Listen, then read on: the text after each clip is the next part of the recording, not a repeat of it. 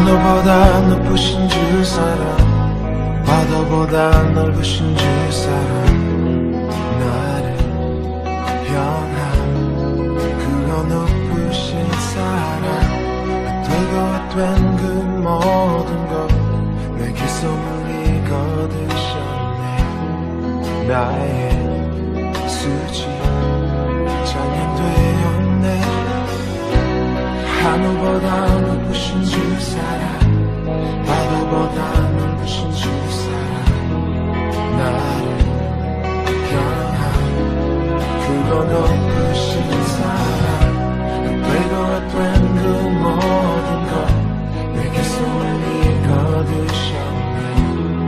나의 수지 찬양되었네. 영원히 감사드리리 주님의 그 은혜, 나 찾아주신 그 사랑, 오 주님의 전부. 사랑해요, 경배해요, 나 주 위에 살리. 영원토록 지시하신 주 사랑을 전하니. 하늘보다 높으신 주 사랑, 바다보다 넓으신 주 사랑, 나를 향한 그거 높으신 사랑, 내게 손을 거두셨네.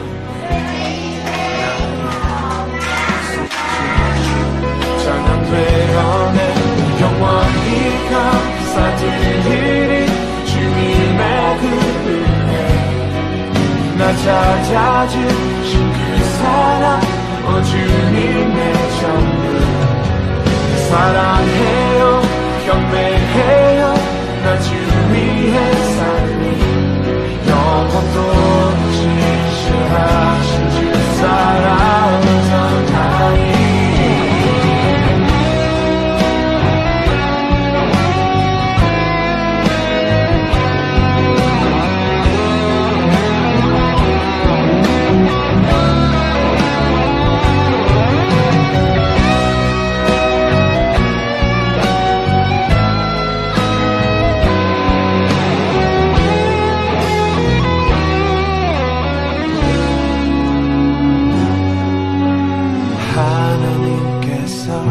세상을 사랑하사 독생자를 주셨으니 믿는 자는 영생을 얻으리. 하나님께서 세상을 사랑하사 독생자를 주셨으니 믿는 자는 영생을 얻으리.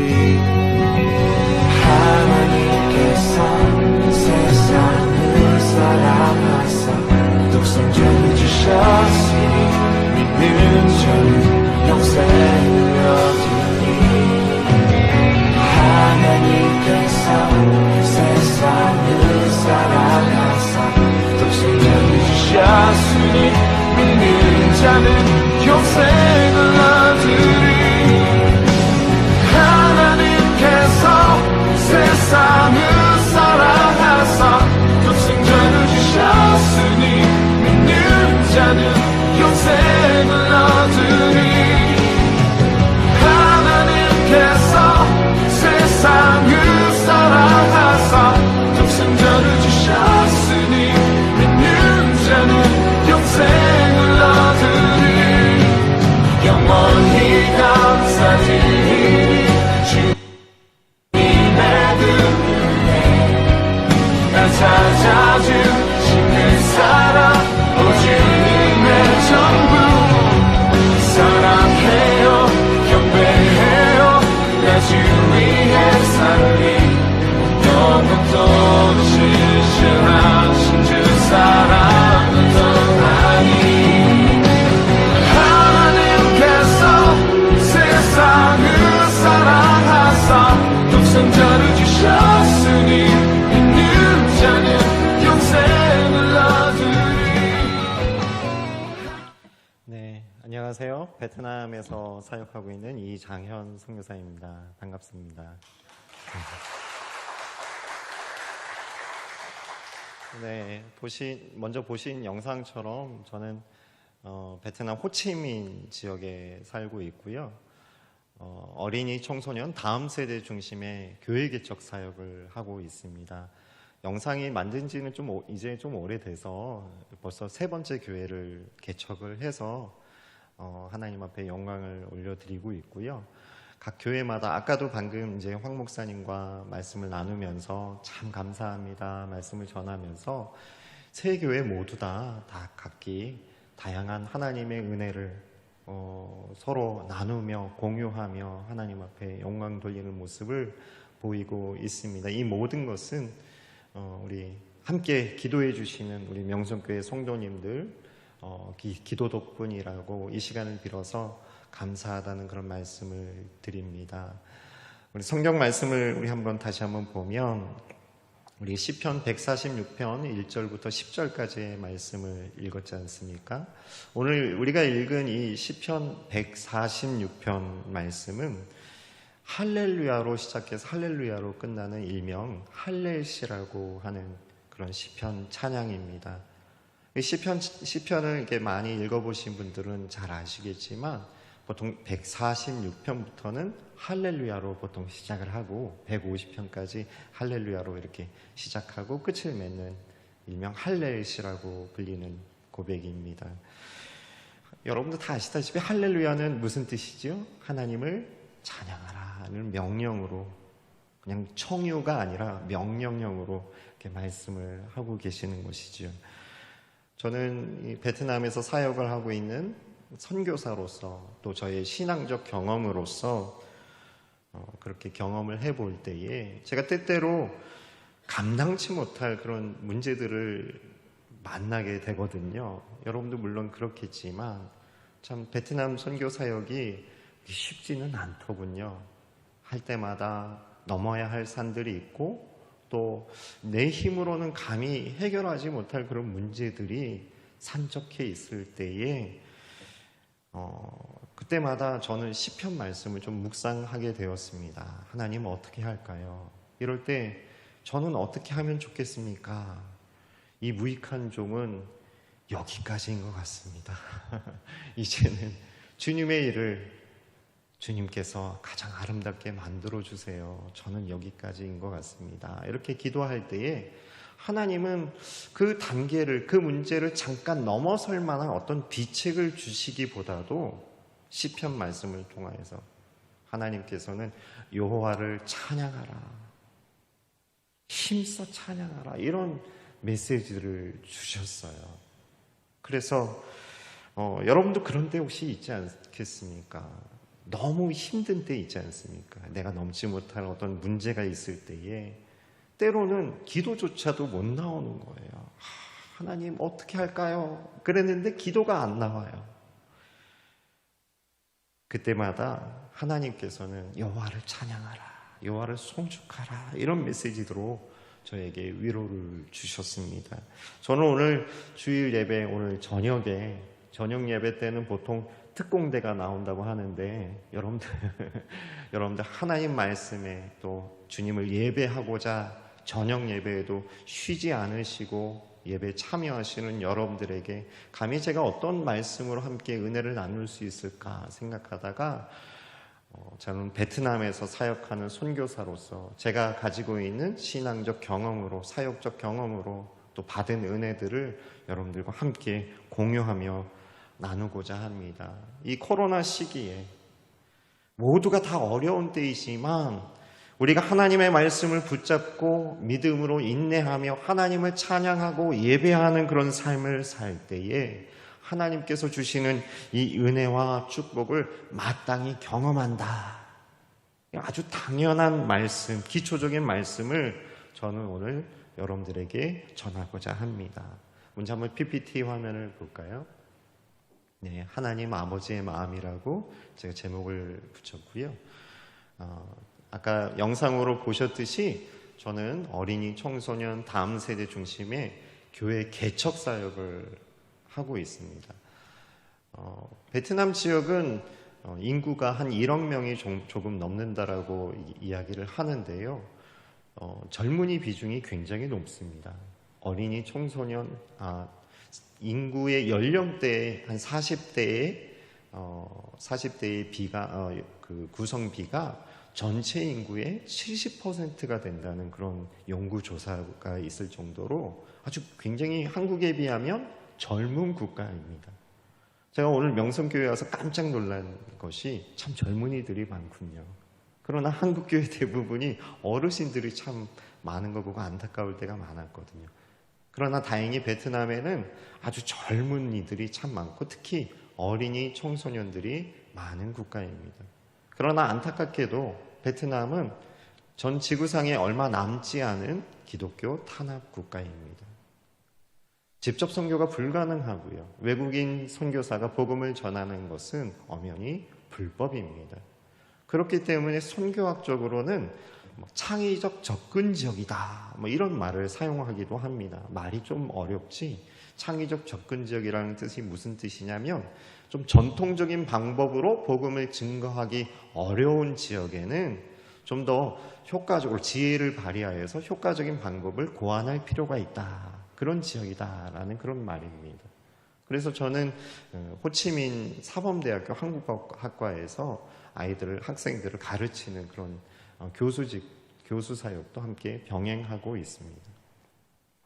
그리고 이 창의적 접근 지역이다 보니까 직접 선교가 되지 않습니다. 그래서 일부 옆 나라만 가더라도 캄보디아만 가더라도 외국인 선교사님이 직접 현지인들을 대상으로 단임 목회가 가능하더군요. 예. 그래서 보통 세 번째 단계를 보통 이야기를 하는데 첫째는 아비의 단계가 있고 두 번째는 또 동역의 단계가 있고 세 번째는 이양의 단계가 있다. 선교적으로는 그렇게 이야기하거든요. 현지 사역에 있어서. 그런데 베트남 선교는 지금 외국인이 선교를 하기 좀 불법이기 때문에 바로 동역의 단계를 먼저 할 수밖에 없습니다. 무슨 뜻이냐면 현지인 사역자를 먼저 잘 섬기고 세워서 그분이 사역을 잘 할 수 있도록 선교사는 영양분을 줘야 될 의무가 있는 것이에요. 예. 그러다 보니까 참 많은 문제도 있긴 하지만은 또 하나님께서 은혜를 주셔서 참 베트남에서 많은 일들을 하나님의 일들을 감당하게 하셨습니다. 네, 우리 다음 빈프교회 이야기, 아까 영상에서 주된 이야기는 빈프교회입니다. 빈프교회는 제가 함께 기도하면서 현지 사역자와 6년여 전에 개척을 한 교회고요. 호치민 지역은 이제 보통 인구가 베트남 내에서 가장 많은 지역이고 경제 도시입니다. 그러나 호치민 안에서는 마치 부산 안에 공장이 없는 것처럼 호치민 안에도 공장을 세울 수가 이제는 없습니다. 이제 호치민 근교에 위성 도시들을 이제 세워서 공업 단지들을 이제 만들게 되었거든요. 그러면 시골에 사시던 이제 노동이 이제 가능하신 분들이 이제 도시로 돈을 벌기 위해서 이렇게 이동을 하는데 그 위성 도시에 이제 이주를 하여서 공장에 가서 이제 노동일을 하시게 되는 그런 지역입니다. 그러다 보니까 이 지역에는 어린이 청소년들의 좀 교육이 좀 소홀하고 소외계층들이 좀 하나님의 사랑이 필요한 그런 때가 되었던 것이지요. 처음에 사역을 시작하고자 현지 전도사님하고 동네를 이렇게 돌아보는데 한국 같으면 정말 깜짝 놀랄 만한 일들이 있는 거예요. 보통 노동자들이 그 일명 쪽방촌이라고 하는 곳에 사시거든요. 복도가 하나이고 방문만 열면 이제 복도가 나오는 방 하나에 대가족이 옹기종기 모여서 사는 그런 방인데 엄마 아빠가 일을 나가면서 아이들이 안에 있는데 밖에서 문을 잠그고 가시는 거예요. 아동학대죠. 한국 같으면 감옥 갈 일입니다. 그렇게 할 수밖에 없는 거예요. 그분들의 입장에서는 아침에 일찍 일을 나가서 밤늦게 돌아와야 하는데, 물론 이제 점심 때는 밥을 차려주러 이렇게 오기는 하시는데요. 그 사이에 아이들은 방 안에, 잠겨 있는 방 안에 갇혀 있을 수밖에 없는 것이죠. 그래서 부모들을 설득해서, 저희가 아이들을 돌보겠습니다. 저희 교회에 아이들을 맡겨주시고 가시고, 언제든지 아이들을 보실 수 있고 다 일을 마치신 후에 아이들을 이렇게 찾아갈 수 있도록 하겠습니다. 예, 때가 되면 밥을 먹이고요. 단 우리가 복음을 전하겠습니다. 그래서 사역을 아름답게 시작하게 되었던 것입니다.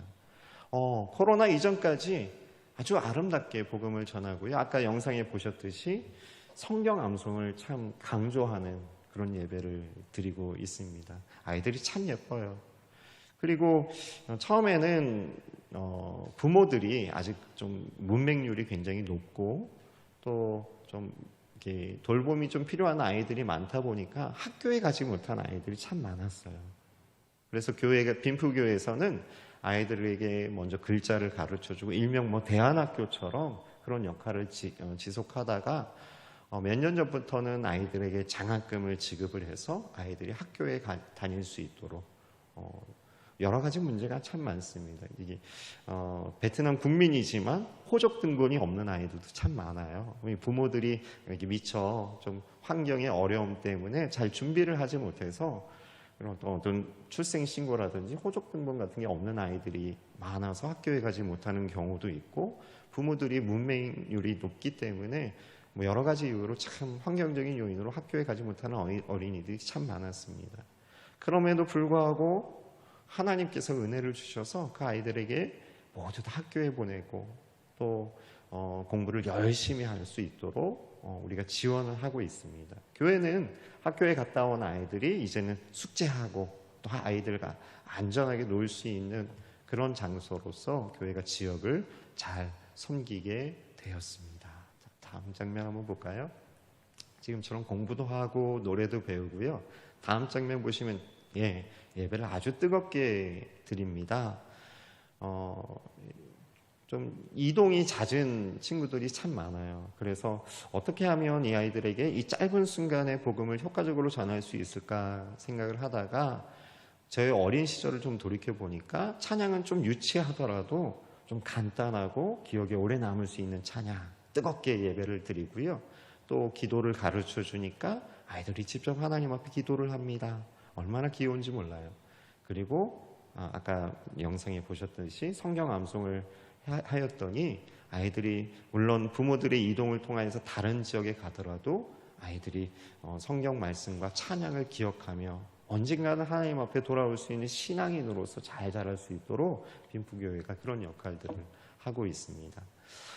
자, 다음 장면을 한번 보겠습니다. 이건 크리스마스 때 행사를 한 건데요. 그때는 이제 부모들과 동네 주민들을 모두 초청하여서 큰 복례 잔치로 열어서 사람들이 참 많죠.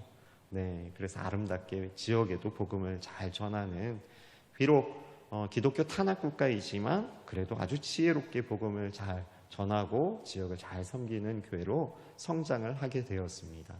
다음 장면을 한번 보겠습니다. 푹탕교회인데요.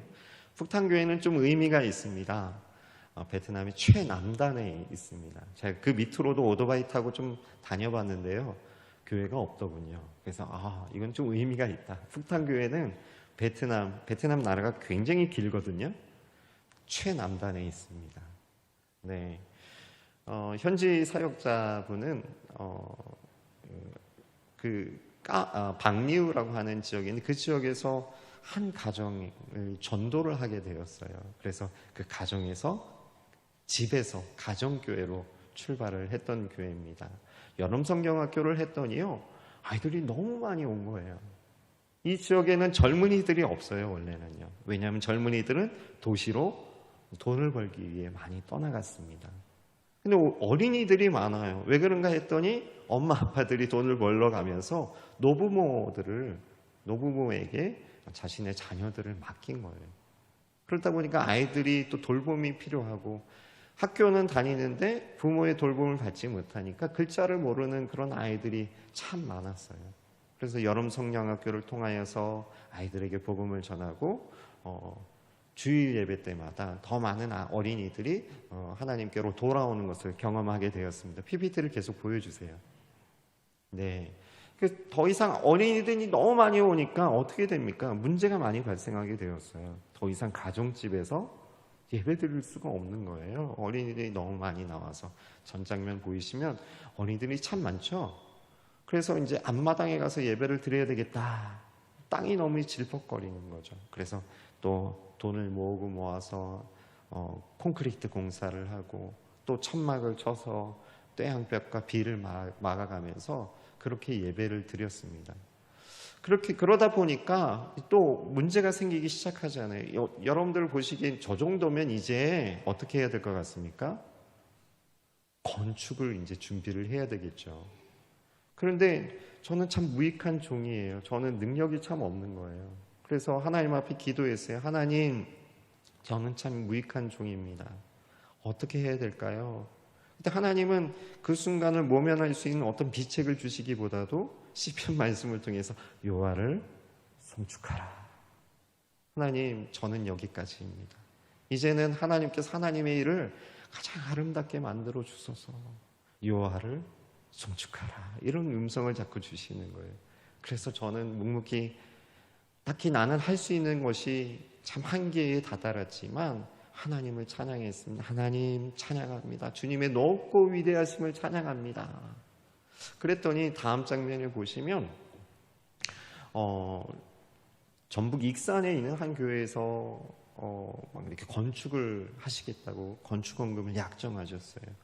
그리고 한국에 있는 한 자매가 뭐 1,000만 원 정도를 헌금을 하시겠다는 거예요. 1,000만 원 정도 헌금하시는데 묻지도 않고 따지지도 않더군요. 그래서 어떻게 건축이 너무 하나님께서 응답을 주셔서 건축을 시작하게 되었어요. 참 감사한 일이죠. 네. 그래서 북탄교회가 더 좋은 공간을 마련해서 다음 장면에 보시면 아름답게 교회를 건축하게 되었습니다. 많은 성도들이 북탄 지역에 있는 많은 성도들이 하나님을 알게 되었고 예수님의 복음을 듣고 하나님을 예배하는 아름다운 교회로 성장하게 되었어요. 자, 다음 세 번째 교회 이야기를 해드릴게요. 다음 장면이요. 미록교회입니다. 이 교회는 작년 5월에 개척했습니다. 아까 영상에는 나오지 않았지만 작년 5월에 개척을 했고요. 오랫동안 함께 사역했던 저희 간사님이 있는데 간사님 남편이 목사님이었어요. 근데 생계가 어려우시다 보니까 목회를 하지 못하시고 나무젓가락 만드는 일을 하셨거든요. 그래서 목사님에게 계속 도전을 드리고 함께 교제하는 가운데 함께 개척을 위하여서 기도하던 중에 드디어 하나님께서 은혜를 주셔서 개척을 하여서 하나님 앞에 영광 돌리는 일들을 하게 되었습니다. 다음 장면 보시면 저렇게 여인숙 하던 건물이에요.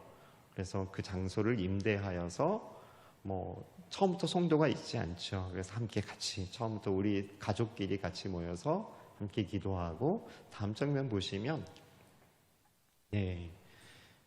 코로나로 좀 어려움들이 있었지만 잘 극복하여서 다음 장면 보시면 어려운 일들도 많이 찾아오고 처음 예수를 믿는 사람들이 참 많이 왔어요. 한국 교회에서 경험할 수 없는 일들을 참 많이 경험했던 것 같습니다. 다음 장면 보시면요. 저 부활절 예배 때인데요. 불과 작년에 개척된 교회라고 믿겨지지 않을 정도로 참 많은 영혼들이 하나님 앞에 모여서 예배 드리게 되었습니다. 참 감사한 일이었죠. 오늘 제가 여러분들에게 말씀을 또 간증으로 나눌 내용은 저렇게 대해서 참 감사합니다라는 내용도 있지만 여호와를 송축하라라고 하는 내용은 어떤 내용이냐면 세상에 넘지 못할 그 수많은 문제 앞에서 염려 앞에서 걱정 앞에서도 하나님을 찬양해야 한다는 메시지를 드리고자 합니다. 지금은 벌써 대한민국의 코로나 환자들이 오늘도 뉴스를 보니까 굉장히 많이 늘어났더군요. 이미 베트남은 걸릴 사람들은 다 걸려서 괜찮다고 하는데 한국이 조금 위험해진 것 같습니다. 코로나의 위협으로부터 굉장히 모두가 다 조금이나마 두려움을 갖게 되는 그런 시대가 되었죠. 그리고 코로나로 인해서 좀 경제적으로나 삶의 어떤 질로 좀 어려움을 당한 그런 사람들이 많아지게 되었습니다. 어느 누구나 다 그런 영향을 받게 되었던 것이죠. 그런 때에 실은 저는 작년 5월 우리 마지막 봤던 그 교회 미록교회를 개척할 당시에 개인적으로 좀 지친 상태였습니다. 이제 좀 쉬었으면 좋겠다. 너무 지친다. 혼자 이렇게 막 달려오다 보니까, 전력으로 달려오다 보니까 너무 지치는구나. 하나님 좀 쉬고 싶습니다. 이렇게 기도를 잘못했어요. 여러분, 기도도 잘해야 됩니다. 그랬더니 작년 5월에 베트남에 무슨 일이 있었냐면 3개월 동안 집 밖에 못 나오는 강력한 봉쇄가 이루어졌습니다.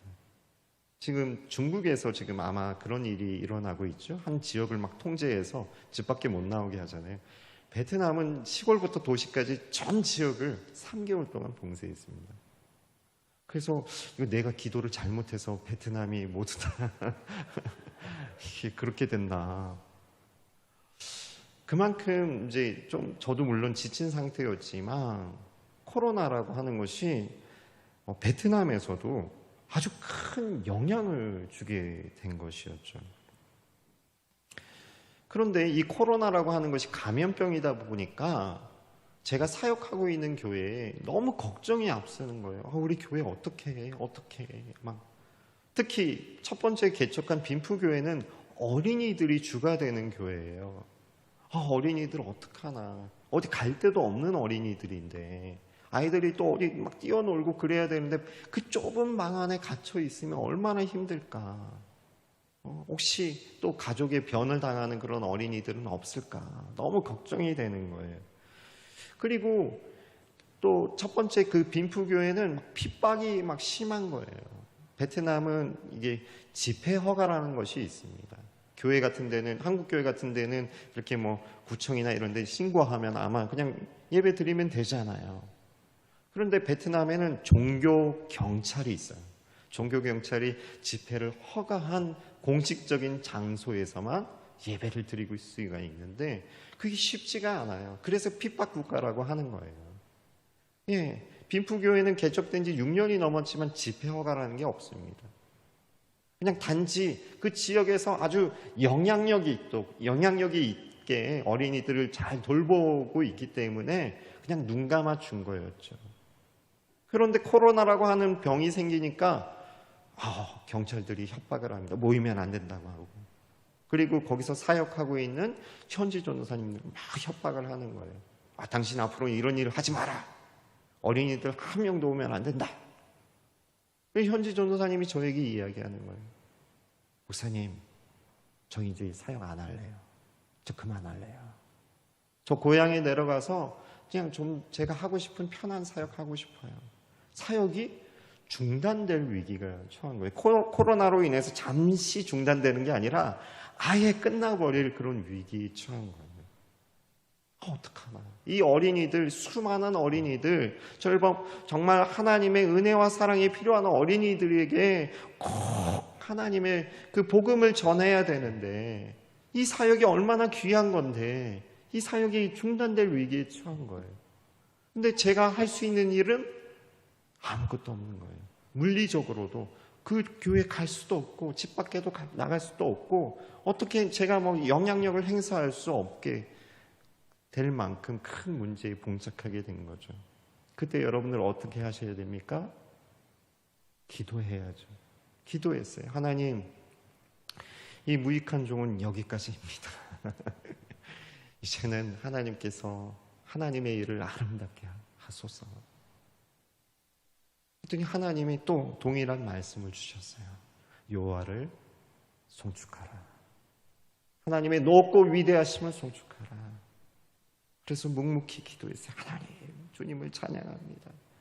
주님의 높고 위대하심을 송축합니다. 주님께서 전능하신 하나님께서 가장 아름답게 이 일을 만드실 줄 믿습니다.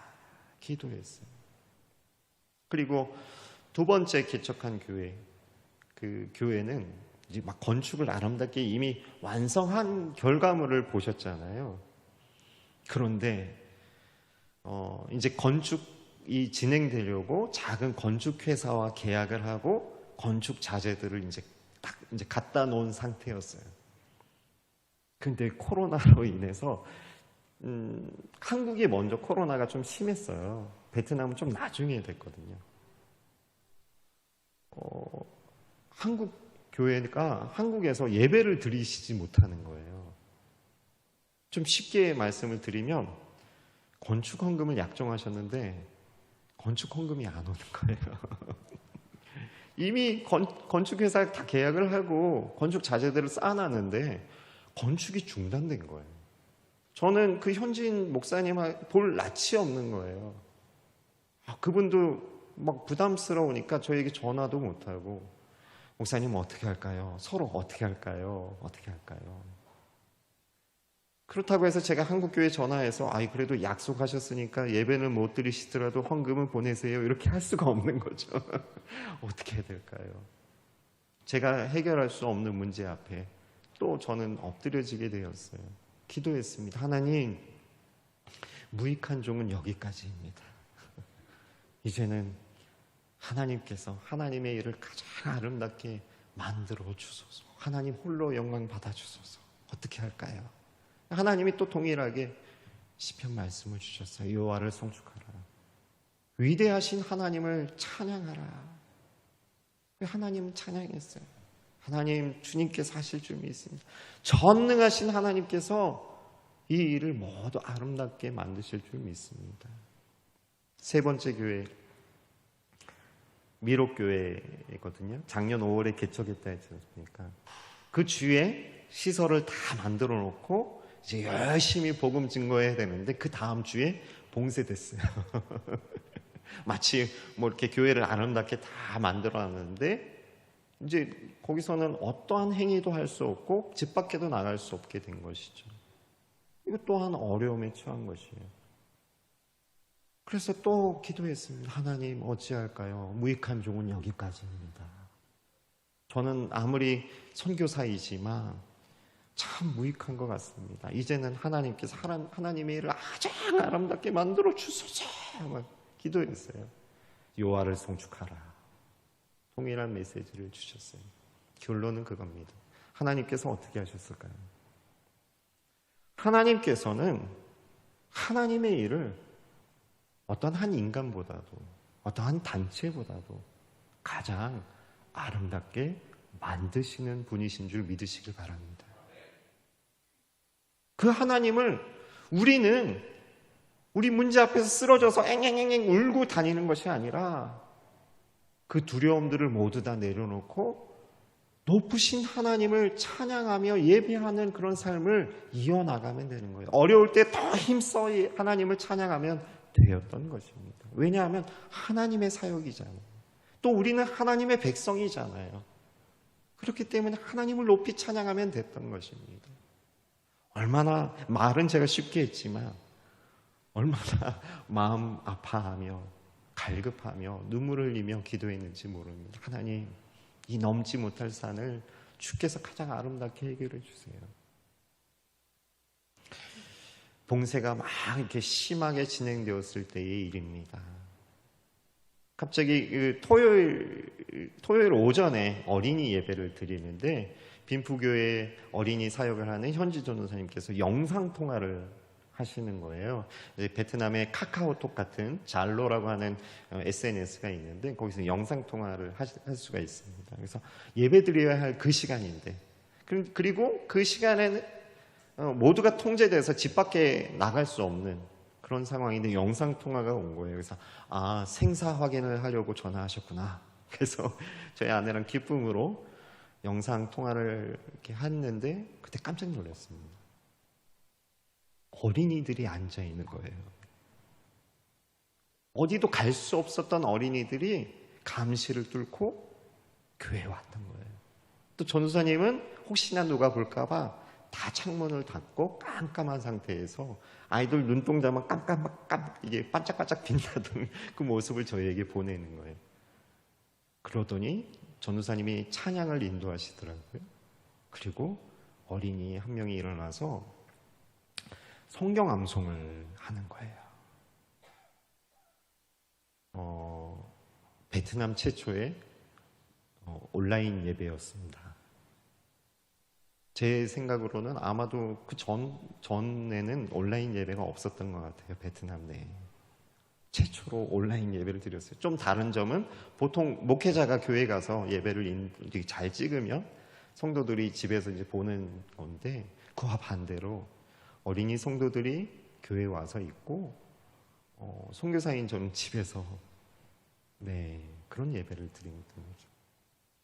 세상의 모든 문제 앞에서도 하나님께서는, 놀라우신 그 하나님께서는 가장 아름답게 사역을 만드시고 이끌어 가시고, 부족한 믿음이 없는 한 명의 선교사에게도 은혜를 주시고자 그 영상통화를 통해서 은혜를 주셨던 거예요. 힘을 주셨던 거예요. 얼마나 감사했는지 모르는데, 지금에 이르러서는 그 전사님 열심히 사역하십니다. 이전보다 더 강건하게 사역하세요. 물론 어려운 가정들, 코로나로 인해서 어려운 가정들이 많아져서 어린이들에게도 참 많은 변화가 있지만, 그 또 다른 은혜들을 계속 경험하면서 지역을 잘 섬기는 교회로 성장해 가고 있습니다. 할렐루야. 두 번째, 교회 건축이 중단되었다고 했잖아요. 이 돈 앞에 사람이 얼마나 무력합니까? 그러나 하나님은 더 위대하시죠. 동학개미라는 말 아시지요? 저는 주식을 안 해서 잘 모르는데, 그게 아마 좀 작은 힘이라도 이렇게 함께 모여서 강력한 힘을 만든다는 그런 용어 아니겠습니까? 저에게도 그런 일이 일어났어요. 10,000원, 20,000원, 30,000원 이렇게 갑자기 후원하는 사람들이 갑자기 늘어났어요. 그래서 그 돈을 모아보니까 건축할 원금인 거예요. 그러면 어떡합니까? 보내서 건축을 또 이어나갔어요. 아까 우리 PPT로 보셨듯이 정말 아름다운 교회가 되었어요. 그래서 하나님께 감사했습니다. 하나님은 정말 위대하신 분이십니다. 헌당 예배 때 제가 갔어요. 그런데 정말 다윗이 바지가 벗겨지는 줄 모르고 춤추는 것처럼 저도 막 진짜 발가벗고 춤추고 싶더라고요. 근데 제가 너무 교만했는지, 지역에서는 이제 가정집에서 예배 드렸을 때는 별 문제가 되지 않았는데, 오히려 어린이들을 잘 도와주는 그런 곳인가 보다 이렇게 생각을 했는데, 이제 건물을 짓게 되니까 사람들이 시기 질투를 하는 거예요. 그래서 이웃들이 고발했어요. 저기 이상한 종교 집단이다. 서양 귀신을 믿는 그런 종교 집단이다. 한국도 옛날에 그런 모습이 좀 있었지 않습니까? 그래서 제가 헌당 예배 때 나와서 축사를 하고 내려왔더니 이제 종교공안이 저보고 이렇게 나오라고, 밖으로 나오라고. 좀 고초를 좀 당했어요. 한 1박 2일 동안 좀 구류를 당했습니다. 그래서 하나님 어떻게 해야 됩니까? 여기서 걸리면 추방 내지는 제가 감당하지 못할 그런 벌금을 내야 될 텐데 어떻게 해야 됩니까? 무익한 종은 여기까지입니다. 하나님께서 하나님의 일을 가장 아름답게 만들어주세요. 네, 저는 다행히 신분이 안정된 신분이 있기, 선교사 외에 안정된 신분이 있기 때문에 그 이후로 하나님께서 저를 불쌍히 여기셔서 다행히 1박 2일 동안에 좀 고생했지만 하나님께서 저를 구원해 주셨어요. 한 인간이 잠깐 고생하고 나왔더니 북탄교회에 갑자기 소문이 바뀌었어요. 옛날에는 저주받는 교회였어요. 저기 절대 가면 안 돼. 가정집에 있을 때는 문제가 되지 않았는데 그렇게 좀 건물을 세우니까 막 사람들이 저 교회 가면 안 돼. 경찰들도 돌아다니면서 어린이들에게 막 협박합니다. 교회 가면 안 돼! 협박했어요. 그런데 제가 그렇게 기도하고 하나님께서 은혜를 주시니까 소문이 바뀌게 되었어요. 또 그 지역에는 역시 토요일마다 어린이들에게 글자를 가르쳐주고 또 어린이들의 숙제를 도와주는 사역들을 이어나가니까 교회 소문이 다시 좋게 나기 시작했습니다. 그래서 성도들이 다시 많아지고 더 많은 영혼들이 하나님을 찬양하며 북탄교회 역시 지역을 잘 섬기는 교회로 지금 성장하고 있습니다. 얼마나 아름답게 잘 사역하시는지 몰라요. 하나님은 하나님의 일을 가장 아름답게 만드시는 놀라우신 분이신 줄 믿으시길 바랍니다. 세 번째 교회, 이 미록교회는 개척하고 자 이제부터 시작합시다 했는데 봉쇄 때문에 사역을 할 수가 없었죠. 무려 이제 그 목사님도 젓가락 만드시는 일로 겨우 생계를 이어나가셨던 분이신데 갑자기 목회도 못하게 되니까 얼마나 힘드셨을까요? 근데 갑자기 이웃들이 참 힘들겠다는 그런 생각이 들었어요. 잘 사는 사람들은 큰 문제가 없더라고요. 그런데 정말 어려운 이웃들이 있지 않습니까? 하루 벌어서 하루 이렇게 먹고 사시는 분들도 계시잖아요. 그래서 미륵교회 목사님에게 전화를 드렸어요. 목사님, 지금 밖에 나갈 수 없지만 그래도 한번 이 생필품을 한번 구해봅시다. 그랬더니 쌀이 있다고 합니다. 그럼 쌀을 사세요. 간장이 있다고 합니다. 그럼 간장을 사세요. 오이가 좀 있으면 오이 사세요. 그래서 좀 꽤 많은 돈을 들여서 막 생필품을 샀어요. 이거 나눠줄 방도가 없잖아요. 밖에 나갈 수가 없으니까. 어떻게 할까요? 경찰한테 전화하세요. 경찰한테 전화해서 교회에서 이걸 나눠준다고 하십시오. 그리고 경찰이 에스코트를 해줘서 어려운 이웃들에게 구제 사역을 할 수 있게 되었어요. 교회를 핍박하는 경찰의 힘을 이용하여서 많은 구제 사역들을 진행할 수 있었고요. 미륵교회가 있는 지역들의 어려운 이웃들을 정말 많이 섬길 수 있게 되었어요. 하나님께서 영광 받으셨어요.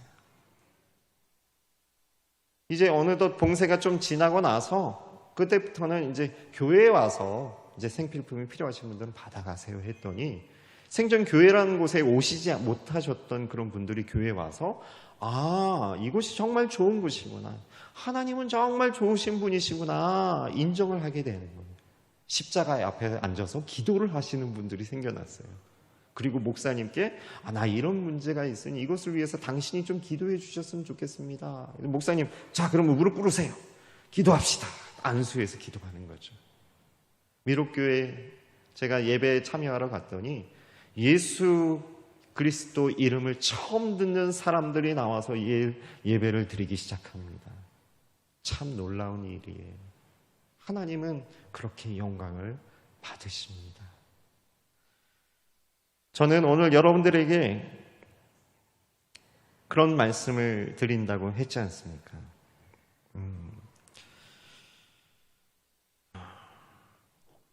제가 사역하는 세 교회 모두 사례를 여러분들에게 전하면서 드리는 메시지는 여러분도 제가 경험하였던 베트남에서만 계시는 하나님이 아니시기 때문에 베트남에서만 경험하는 그런 어려운 문제들이 아니기 때문에 여러분들이 생활하고 있는 여러분들이 사역하고 있는 그 어떤 상황 속에서 여러분들이 넘지 못할 산이 있거나 문제가 있을 때에 여러분들은 하나님을 찬양하시길 바랍니다. 더욱 힘써 하나님을 예배하시길 바랍니다. 그럴 때 하나님께서 하나님의 일을 가장 아름답게 만드시는 줄 믿습니다. 두 번째는 삶으로 찬양해야 합니다. 교회에서 찬양하는 것, 나의 집에서 성경책 펴놓고 찬양하는 것으로 그쳐서는 안 된다고 하는 것입니다. 역사적으로 보니까요, 우리가 당하고 있는 이 코로나19보다 팬데믹 현상보다도 더 심한 일들이 AD 165년에 로마에서 일어났더군요. 네, 이 코로나 이 팬데믹 현상보다 더 많은 인구가 그때 죽었습니다. 그때 사람들은 집집마다 문을 걸어 잠그고 정치인들은 나라를 팽개치고 사람이 없는 휴양지로 도망갔어요. 종교인들은요, 사람들을 돌보지 않았어요. 누가 정말 힘들었을까요? 먹을 것이 없어진 고아와 가부들이 막 죽어가고요. 환자들은 아무런 돌봄을 죽지 못하고 길거리에서 죽어가게 되었습니다. 그런데 역사서에 기록되어 있는 한 이상한 무리의 집단에 대한 이야기가 있습니다. 로든 스타크라고 하는 사람이 쓴 기독교의 발언이라고 하는 책에 나온 내용인데요. 역병이 일어났던 그 당시의 상황에 대해서 아주 자세히 기록하고 있습니다. 의사도 다 도망가 버렸다. 그리고 환자들은 버림을 받았다. 심지어 사제들조차도 신전을 버리고 다 도망가 버렸다. 그런데 이상한 집단이 있었다. 기독교인들이었다. 기독교인들은 그들이 이러한 위기 상황 가운데 무엇을 해야 하는지 답을 알고 있었고 그들은 그 답을 따라서 가장 적절한 행동을 취하셨다. 그 당시 기독교인들은 로마 시대에서 핍박을 받았던 사람들입니다. 복음을 전하다가 잘못 걸리면 순교를 당해야 할 정도로 아주 큰 핍박을 당하고 어려움을 당했던 사람들이었죠. 그러나 이웃들이 고통에 빠졌을 때에, 정말 힘든 일을 당하고 있을 때에 하나님을 믿는 하나님의 자녀들은 하나님의 올바른 백성으로서 분명히 교회가 해야 할 일들을 알고 있었던 것이지요. 교인들은 자신이 재산을 팔아서 가난한 사람들을 구제했습니다. 위험을 무릅쓰고 의사들이 버리고 간 환자들을 간호하며 돌보게 되었어요. 교회가 교회로서의 역할을 꼭 해야 할 그런 역할을 제대로 해준 역사적인 일이었던 것입니다. 우리에게는 하나님께서 주신 은혜와 축복이 있는데 이 은혜와 축복으로 어떻게 쓰임을 받을 수 있을까? 이러한 응답을 제대로 보여준 역사적인 일이었던 것입니다. 모두가 어려운 때에 오히려 이웃을 사랑으로 섬겼던 것입니다. 그 역병이 물론 지나가겠죠. 지나갔습니다. 많은 사람들이 죽은 뒷자리에는 아픔이 많이 남겨졌습니다. 그러나 하나님의 사랑이 남겨졌어요. 하나님이 찬양과 영광을 받으시게 되었어요. 하나님은 정말 좋으신 분이시구나. 하나님을 믿는 사람들이 저렇게 사랑이 넘치는 거구나. 죽을 각오를 무릅쓰고 자신의 재산을 팔아서 나를 도와줬던 저 사람이 믿는 하나님을 나도 믿겠다. 그 하나님을 나도 만나겠다. 이런 사람들이 많아지게 된 거예요. 교회에 나와서 하나님을 찬양하고 하나님을 믿겠다라고 하는 사람들이 넘쳐나기 시작했습니다. 팬데믹으로 인하여서 로마 인구가 아주 급격히 감소를 하게 되었지만 기독교인들의 비율은 오히려 크게 증가하게 되었던 것입니다. 여러분, 지금도 우리는 좀 어려운 시기를 좀 지나고 있다고 생각을 합니다. 베트남도 마찬가지고요. 한국 교회도 다들 어려우신 것 같아요. 여러분들의 가정과 여러분들의 경제 상황도 마찬가지로 힘든 시기를 지나고 있으리라고 생각을 합니다. 그런데 미래학자들은 여러분 이 코로나 팬데믹 지나면 더 큰 게 올 수도 있습니다. 이렇게 두려운 이야기를 하고 있지 않습니까? 그때 우리는 무엇을 해야 할까요? 마치 무익한 종이었던 선교사가 이렇게 기도하였던 것처럼 하나님, 저는 여기까지입니다. 이렇게 기도하실 건가요? 하나님을 찬양하는 여러분들이 되시기를 축복합니다. 하나님을 높이 찬양하시는 여러분들이 되시길 바랍니다. 두 번째는 하나님을 삶으로 찬양하시는 여러분들이 되시기를 축복합니다. 오늘 시편 말씀 7절부터 9절 말씀을 다시 한번 읽어보기를 원합니다. 제가 봉독을 해드릴까요? 7절, 압박당하는 자를 위하여 공의로 판단하시며 줄인 자에게 식물을 주시는 자시로다. 여호와께서 갇힌 자를 해방하시며 여호와께서 소경의 눈을 여시며 여호와께서 비굴한 자를 일으키시며 여호와께서 의인을 사랑하시며 여호와께서 객을 보호하시며 고아와 가부를 붙드시며 악인의 길은 굳게 하시는도다. 삶으로 하나님을 찬양한다는 것은 참 굉장히 어떤 면에서는 추상적일 수가 있겠습니다. 그러나 시편 146편 우리가 읽을 말씀에서는 하나님을 찬양하라는 명령을 주시고서는 6절부터 9절까지는 상당히 뜻밖의 이야기를 하고 있는 것을 알 수 있죠. 하나님의 사랑을 전하는 행동이었습니다. 네. 협박당하는 자, 또 줄인 자에게 식물을 준다, 곡식을 준다는 의미지요. 또 소경의 눈을 열게 하는, 비굴한 자를 일으키고 의인을 사랑하시고 고아와 가부들을 돌보시고요. 물론 하나님께서 이 일들을 통해서 영광 받으실 겁니다. 이렇게 하실 줄 믿습니다.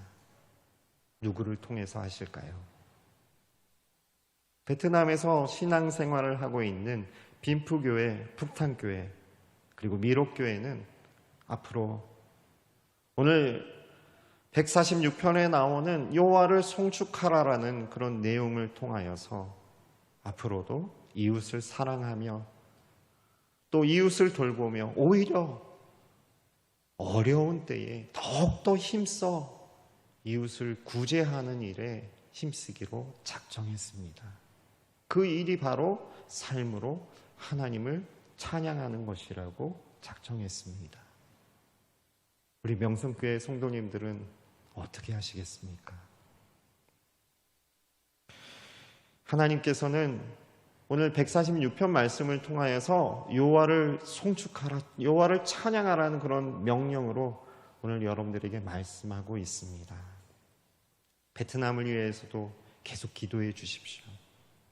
그리고 더불어 우리 명성교회 주변에 있는 어려운 이웃들을 위하여서도 하나님의 은혜와 사랑을 잘 전하셔서 여러분의 삶으로 여호와를 송축하며 결국에는 하나님께서 홀로 영광 받으실 수 있는 여러분의 삶의 자리가 되기를 축복합니다. 우리 함께 기도하겠습니다.